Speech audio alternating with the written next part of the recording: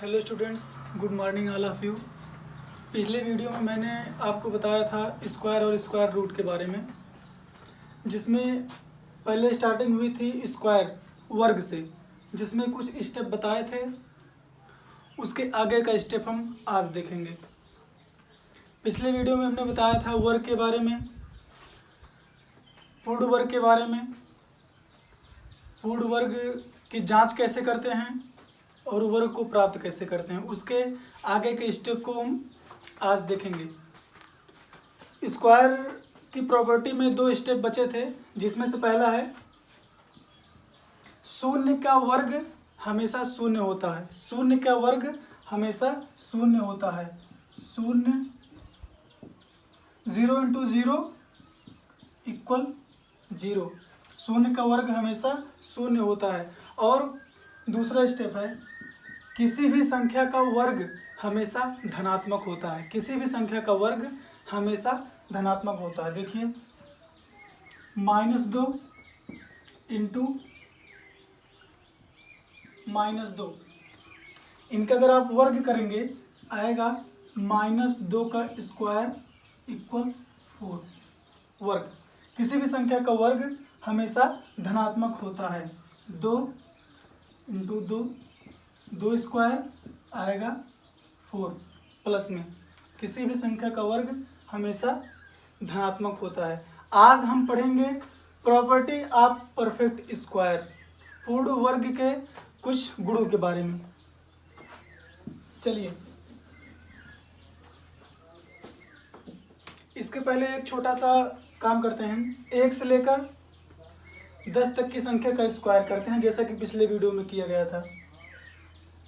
1 square, 2 square, 3 square, 4 square, 5 square, 6 square, 7, 8, 9, 10। 1, 4, 9, 16, 25, 36, 49, 64, 81, 100।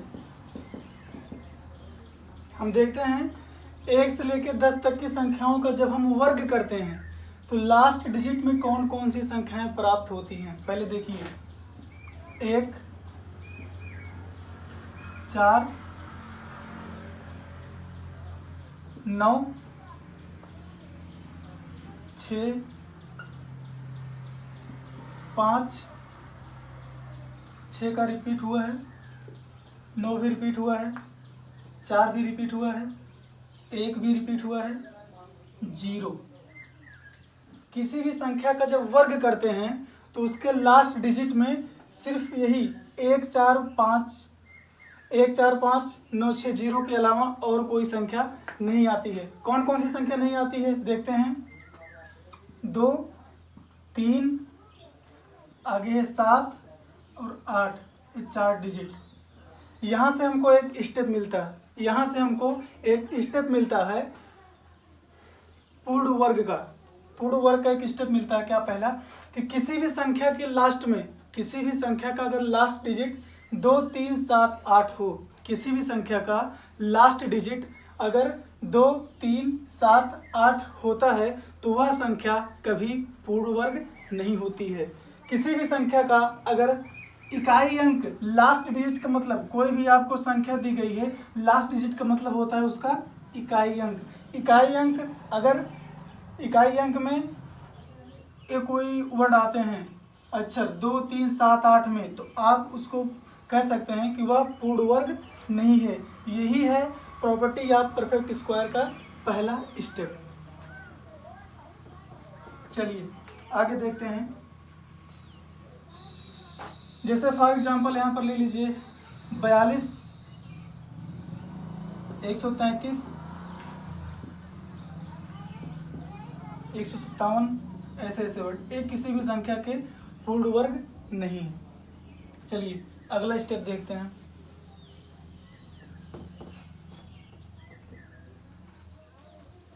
अगला step है एक के अतिरिक्त सभी प्राकृतिक संख्याओं के वर्ग, सभी प्राकृतिक संख्याओं के वर्ग। यहाँ पर एक वर्ड है प्राकृतिक संख्या, नेचुरल नंबर। थोड़ा सा इसके बारे में जानते हैं। नेचुरल नंबर वह संख्याएं जिसका प्रयोग हम गणना के लिए करते हैं, वह संख्याएं जिसका प्रयोग हम गणना के लिए करते हैं प्राकृतिक संख्याएं कहलाते हैं। जैसे 1, 2, 3, 9, 1 से लेकर 9 तक की सभी संख्याओं को हम प्राकृतिक संख्याएं कहते हैं जिसका प्रयोग हम गणना के लिए करते हैं। अपने स्टेप पे आते हैं। क्या कहा जा रहा है? एक के अतिरिक्त सभी प्राकृतिक संख्याओं का वर्ग या तो 3 या 4 का गुणक होता है, 3 या 4 का गुणक होता है, अथवा 3 या 4 के गुणक से एक अधिक होता है। देखिए गुणक शब्द आ रहा है। गुणक, गुणक का मतलब होता है कोई संख्या जब किसी संख्या को विभाजित करती है तो वह उसका गुणक कहलाती है। जैसे 16 किससे विभाजित होगा? 2, 4, 2, 4, तो 2, 4 जो है ये 16 के गुणक हैं, गुणक। चलिए कहा जा रहा है कोई भी प्राकृतिक संख्या, एक के अतिरिक्त कोई भी प्राकृतिक संख्या या तो 3 या 4 का गुणक होती है या फिर उससे एक अधिक होती है। देखते हैं। 1 का वर्ग, 1 को छोड़ के 2 का वर्ग करते हैं 4, 3 का वर्ग 9, 4 का वर्ग 16। इसको क्या लिख सकते हैं? 3 गुणे 1 प्लस 1, 3 गुणे 1 प्लस 1, या लिख सकते हैं 4 गुणे 1। क्या हुआ?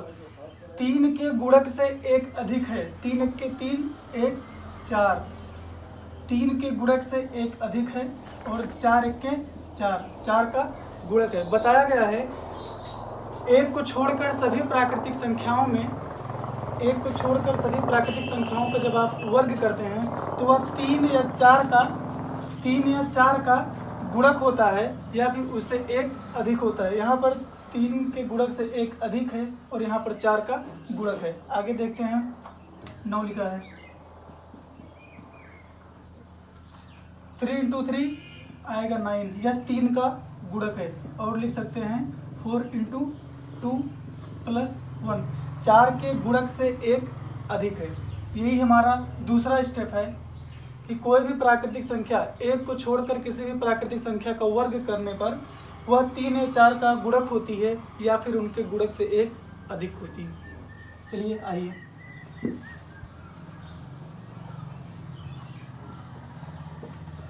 अगला स्टेप देखते हैं। एक संख्या लेते हैं n = 2। एक संख्या लेते हैं n, एक संख्या लेते हैं n + 1, n 2 है, n + 1 हो जाएगा आपका 3। चलिए क्या कहते हैं? n + 1 का स्क्वायर माइनस n का स्क्वायर।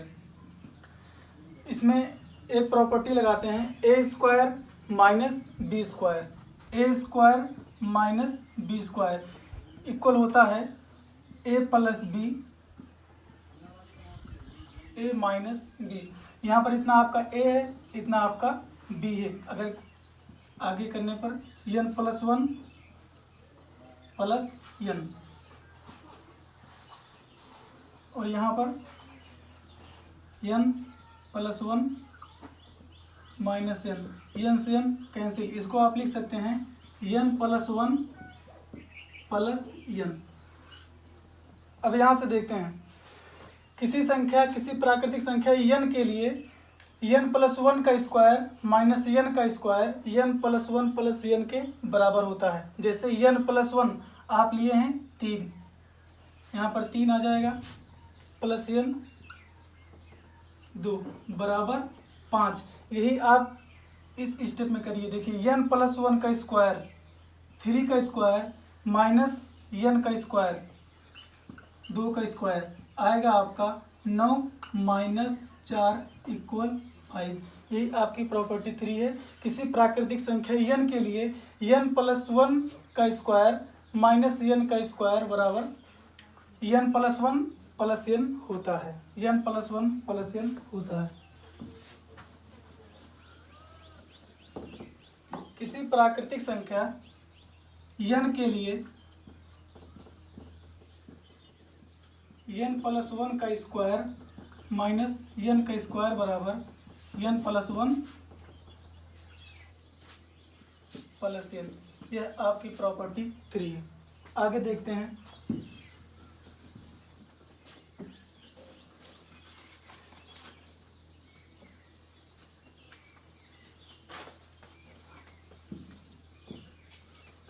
आगे वाला स्टेप आपके लेसन में बहुत ही महत्वपूर्ण है, इस पे थोड़ा ध्यान दीजिएगा। आगे है किसी प्राकृतिक संख्या का वर्ग, किसी प्राकृतिक संख्या का वर्ग प्रथम विषम संख्याओं के योग के बराबर होता है। प्रथम n विषम संख्याओं के योग के बराबर होता है। किसी प्राकृतिक संख्या n का वर्ग प्रथम n विषम संख्याओं के योग के बराबर होता है। आइए देखते हैं। 1 का स्क्वायर, 2 का स्क्वायर, 3 का स्क्वायर, 4 का स्क्वायर, 1 4 9 16। एक प्रथम n विषम संख्या, एक कौन सी संख्या है? विषम संख्या है। एक विषम संख्या है, 2 सम संख्या है, 3 विषम संख्या है, 4 सम संख्या है। देखते हैं। एक प्रथम n विषम संख्या है, 4 को आप लिख सकते हैं 1 प्लस 3। एक प्रथम विषम संख्या, 3 भी एक विषम संख्या है। यह प्रथम 2 विषम संख्याओं का योग है। प्रथम 2 विषम संख्या का योग है। यह प्रथम 1 विषम संख्या का योग है। 9 इसको लिख सकते हैं 1 धन 3 धन 5। यह प्रथम 3 विषम संख्या का योग है। प्रथम 3 विषम संख्या का योग का मतलब स्टेप इसका देखेंगे 1 2 3। यहाँ पर 3 संख्याएं हैं, 3 संख्या का योग है।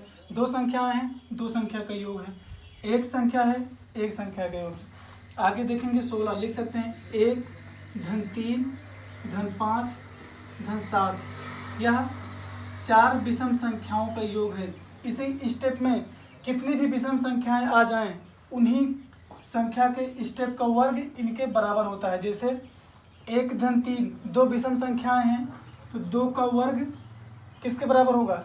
4 के, और इन दोनों का योग भी 4 के बराबर होगा। इसलिए कहा गया है कि किसी संख्या n का वर्ग प्रथम n विषम संख्याओं के योगफल के बराबर होता है। यह आपके लेसन में बहुत ही इम्पोर्टेंट है। आगे है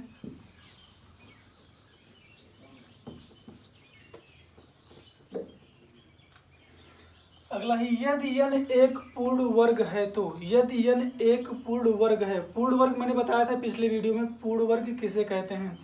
पूर्ण वर्ग वह संख्या होती है जो किसी संख्या का वर्ग होती है। जैसे 16 4 का वर्ग है, 16 4 का वर्ग है, इसलिए 16 क्या है? पूर्ण वर्ग संख्या है। कह रहे हैं किसी कोई संख्या अगर पूर्ण वर्ग है, कोई संख्या n बराबर 16 या n बराबर 4 n बराबर 2 अगर पूर्ण वर्ग है तो 2n कभी भी पूर्ण वर्ग नहीं हो सकता है। देखिए n बराबर कोई संख्या लेते हैं 4 एक पूर्ण वर्ग संख्या है, हम जानते हैं 4 एक पूर्ण वर्ग संख्या है। कह रहे हैं 2n कभी पूर्ण वर्ग नहीं हो सकता है। कब? जब n एक पूर्ण वर्ग संख्या होगी तब। n इक्वल 4 एक पूर्ण वर्ग संख्या है। देखते हैं 2n क्या होगा? 8। पूर्ण वर्ग क्या होगा?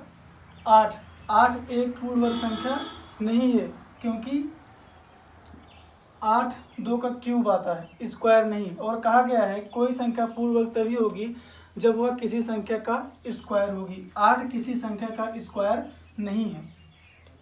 यह है आपका अगला स्टेप। आगे चलते हैं।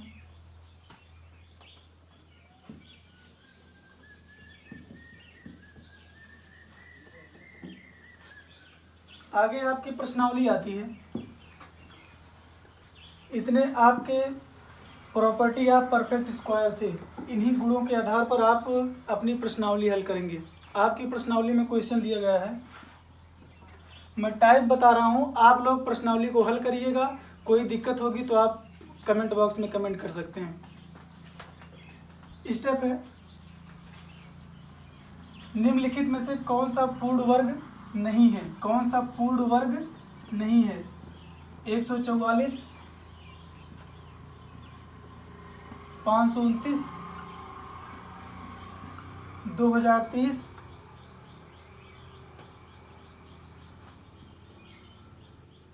1225, ऐसे डॉट डॉट करके कई ऑप्शन हैं, कई फैक्ट आपको दिए गए हैं। बताना है कौन सी संख्याएं पूर्ण वर्ग नहीं है, पूर्ण वर्ग हैं। मैंने बताया था पूर्ण वर्ग वही संख्याएं होती हैं, पूर्ण वर्ग वही संख्याएं होती हैं जो किसी संख्या का वर्ग है। हम चेक करेंगे 144 किसी संख्या का वर्ग है या नहीं है? 144 किसी संख्या का वर्ग है या नहीं है? देखो,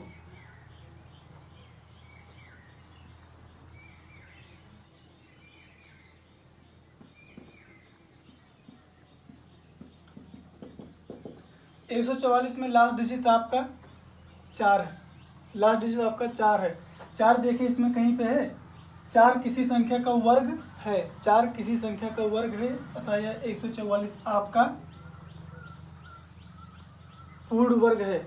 इसकी जांच के लिए आगे एक स्टेप और बताए थे आपको, इसका हम करते हैं प्राइम फैक्टर, गुणनखंड करते हैं, उसका पेयर बनाते हैं। अगर कोई पेयर शेष बचता है तो वह गुणनखंड नहीं होता है, वह पूर्ण वर्ग नहीं होता है। अगर बचता है तो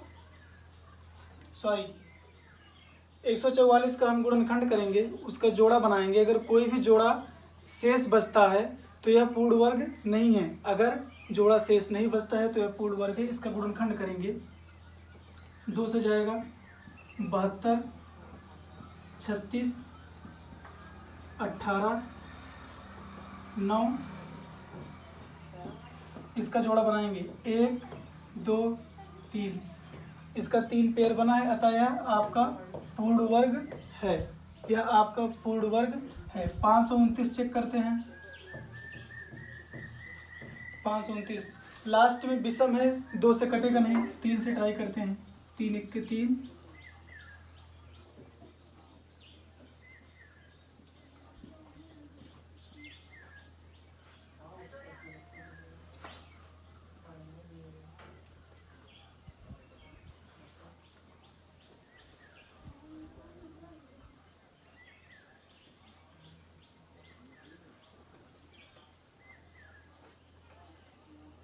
सॉरी 519 आपका कटेगा 23 से, यह आपका 23 से कटेगा।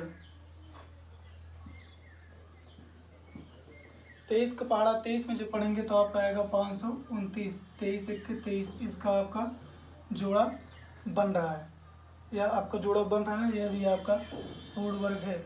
2030 का भी गुणनखंड करेंगे, 1225 का भी गुणनखंड करेंगे। जिसका जोड़ा नहीं बनेगा वह आपका पूर्ण वर्ग नहीं रहेगा, जिसका बनेगा वह आपका पूर्ण वर्ग रहेगा।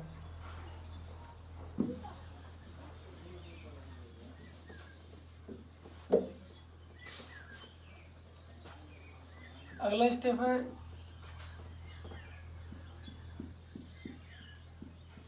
ऐसे करके संख्याएं दी गई हैं। मैं उन संख्याओं को नहीं लिख रहा हूं जो आपकी प्रश्नावली में लिखा है, लेकिन उसी टाइप की हैं, वही देखकर आप बताएंगे कि ये क्या है। इसका उत्तर क्वेश्चन में है, कौन निम्नलिखित में से कौन सी संख्याएं सम संख्या का वर्ग हैं?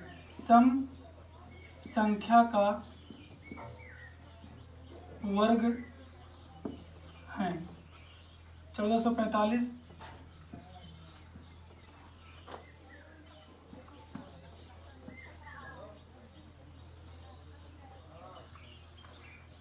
निम्नलिखित में से कौन सी संख्याएं सम संख्या का वर्ग हैं?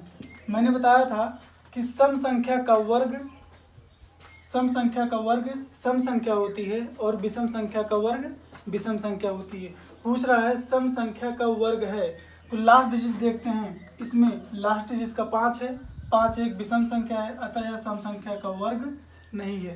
इसमें 0 है, यह एक सम संख्या है, 0 सम संख्या है, यह वर्ग है।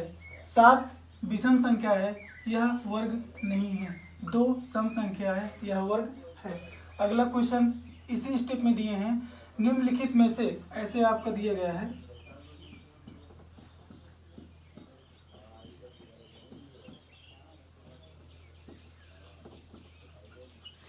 निम्नलिखित में से कौन सी संख्याएं विषम संख्या का वर्ग हैं? विषम संख्या का वर्ग, विषम संख्या का वर्ग, जिन संख्याओं के अंत में विषम संख्याएं होंगी वह विषम संख्या का वर्ग होगा, क्योंकि विषम संख्या का वर्ग हमेशा विषम ही होता है। देखो 5 विषम संख्या है, 5 विषम संख्या, इसमें ये दोनों विषम संख्या का वर्ग हैं। 2 सम संख्या है, 0 सम संख्या है, 0 सम संख्या है, ये विषम संख्या का वर्ग नहीं है।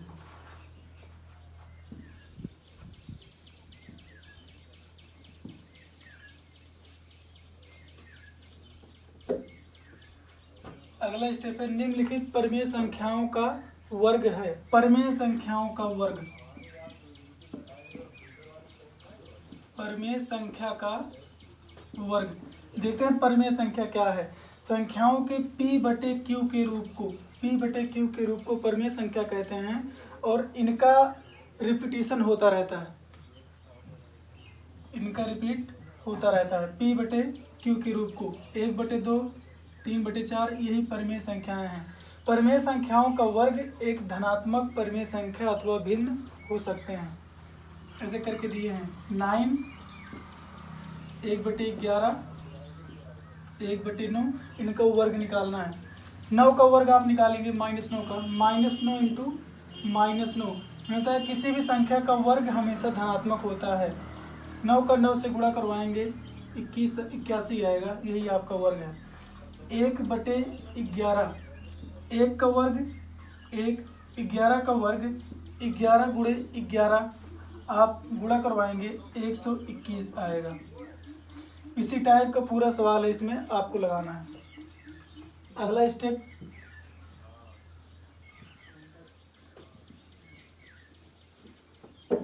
अगला स्टेप आपके प्रॉपर्टी से मेल खाता है। मैंने बताया था यह प्रॉपर्टी आपके लिए बहुत ही उपयोगी है। किसी n संख्या का वर्ग प्रथम n विषम संख्याओं के योगफल के बराबर होता है। क्वेश्चन दिया गया है 1 धन 3 धन 5, कहा गया है बिना योग किए योगफल ज्ञात कीजिए। बिना योग किए योगफल ज्ञात कीजिए। ये क्या दिखा रहा है? ये क्या दिखा रहा है? ये दिखा रहा है, देखो 3 का वर्ग जब हम किए थे आया था 9, लिखे थे 1 धन 3 धन 5। किसी n संख्या का वर्ग, किसी n संख्या का वर्ग किए थे, n संख्या का वर्ग प्रथम n प्राकृतिक संख्याओं के, प्रथम n विषम संख्याओं के योगफल के बराबर होता है। यह n विषम संख्याएं दी गई हैं, n विषम संख्याएं दी गई। कितने स्टेप में? 1 2 3। तो 3 का आप वर्ग करेंगे आ जाएगा 9, यही आपका योगफल है। आप वैसे भी जोड़ लीजिए 1 3 4 4 5 9। समझ में आया? अगला क्वेश्चन इसी में थोड़ा बढ़ा दिए हैं, +7 +9 +11, 1 3 5 7 9 11, यह सभी विषम संख्याएं हैं। कौन संख्याएं हैं? विषम सी संख्याएं हैं। देखते हैं कितना स्टेप है। 1 2 3 4 5 6, 6 स्टेप है। n बराबर कितना है? 6। बताया गया है किसी प्राकृतिक संख्या n का वर्ग प्रथम n विषम संख्याओं के योगफल के बराबर होता है। n का आप वर्ग करेंगे 6 का स्क्वायर आएगा 36, यही आपका आंसर है। 1 2 3 4 5 6, 1 3 4 4 5 9 9 7 16 16 9 25 25 11 36। इसी स्टेप में आपके पूरे सवाल लगेंगे। प्रश्नावली का अगला क्वेश्चन, अगला स्टेप देखते हैं। अगला क्वेश्चन आपको दिया रहेगा 52, 56 या 62 ऐसे करके, उसके आगे एक बॉक्स बना रहेगा ऐसे। इसका वर्ग, इसका जो स्क्वायर है वो आपको इसमें भरना है। कैसे निकालेंगे? देखिए 52 का स्क्वायर, इसको आप लिख सकते हैं 50 प्लस 2 का होल स्क्वायर। इसमें आपकी सरसंख्या लगेगी a प्लस बी का whole square equal A square plus B square plus 2ab। रखते हैं इसमें 5 का स्क्वायर करेंगे आएगा 25, साइड में 2 जीरो आ जाएगा। 2 का स्क्वायर करेंगे 4 प्लस 2ab, 2 इंटू 50 इंटू 2 आएगा 2500 प्लस 4, 2 पंचे 10, 100 दुनाई 200। इसको आप ऐड करेंगे आएगा 2704। यही आपका आंसर है। इसमें आपको यही डालना है, सॉरी 2704, यही आपको इसमें डालना है। अगला क्वेश्चन है 50 से 60 के बीच, 50 से 60 के बीच सभी विषम संख्याओं का वर्ग। तो 50 से 60 के बीच में सभी विषम संख्याएं कौन कौन सी हैं? 51, 53, 55, 57, 59। इनका आप निकालेंगे वर्ग। एक बता रहा हूँ 53 का आप निकालेंगे, लिख सकते हैं 50 प्लस 3 का स्क्वायर। इसमें वही सरसंख्या लगेगी a प्लस बी का स्क्वायर। 5 का स्क्वायर करेंगे आएगा 25, डबल जीरो साइड में, प्लस 3 का स्क्वायर करेंगे आएगा 9, 50 गुणे 3 गुणे 2, 2500 प्लस 9 प्लस 300 बराबर 2809। इसी स्टेप में आपके पूरे सवाल लगेंगे। जो भी आपकी प्रश्नावली है उसको आप हल करिएगा। कोई दिक्कत होगी तो कमेंट बॉक्स में कमेंट करिएगा। घर पे रहिए, स्वस्थ रहिए, सुरक्षित रहिए।